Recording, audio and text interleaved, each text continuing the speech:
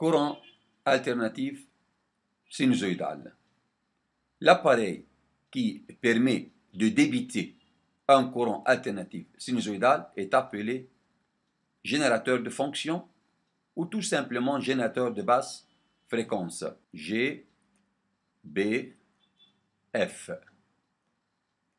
Donc c'est le nom de la source qui permet de délivrer un signal alternatif sinusoïdal ou bien un signal carré.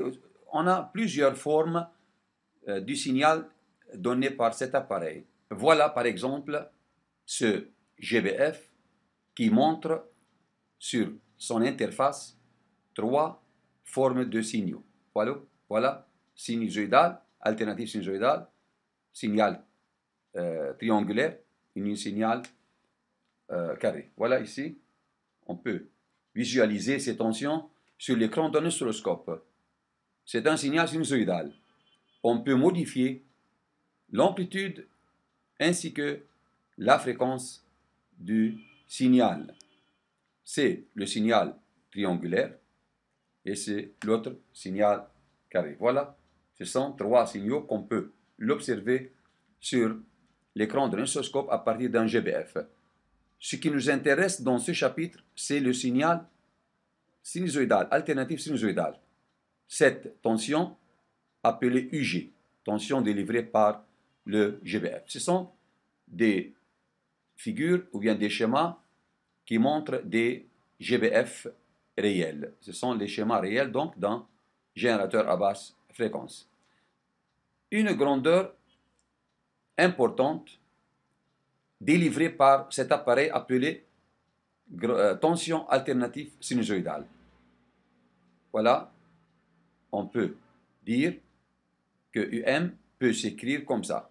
La fonction UG en fonction du temps s'écrit UG égale UM sinus oméga t plus phi. Généralement, UM désigne l'amplitude de cette tension, oméga la pulsation et phi la phase à l'origine des dates.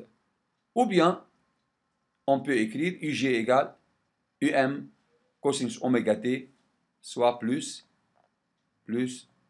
un déphasage inconnu. Voilà. Donc, UM désigne l'amplitude de UG. UM peut être calculé d'après le schéma sur l'oscilloscope. UM est égal SV fois Y. Donc, le calcul de UM graphiquement s'effectue d'après cette formule. UM égale SV, sensibilité verticale sur la voie de l'oscilloscope, fois Y. Ici, voilà, c'est Y.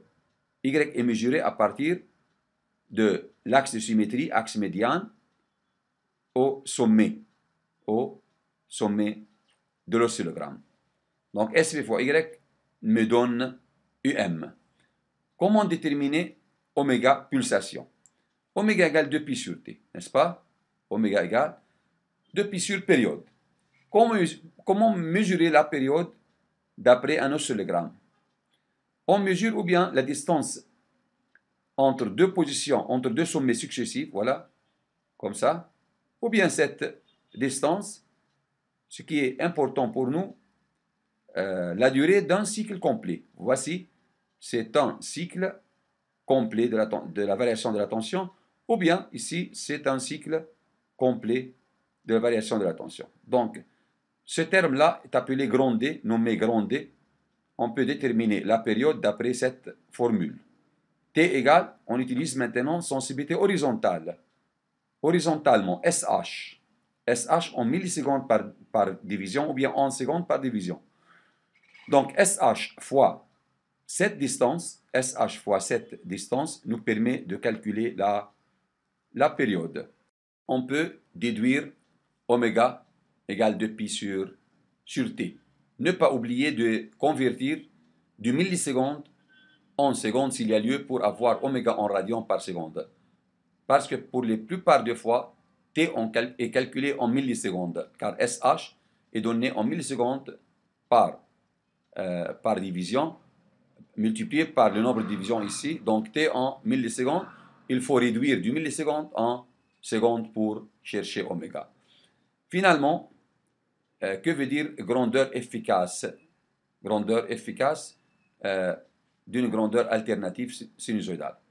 La valeur efficace de la tension U en fonction du temps, la valeur efficace de la tension U en fonction du temps est notée par la lettre majuscule grand U.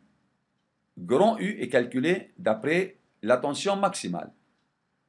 U, tout simplement, est calculé par ce rapport UM sur radical 2. UM divisé par radical 2 nous donne la valeur efficace de la tension aux bornes du générateur.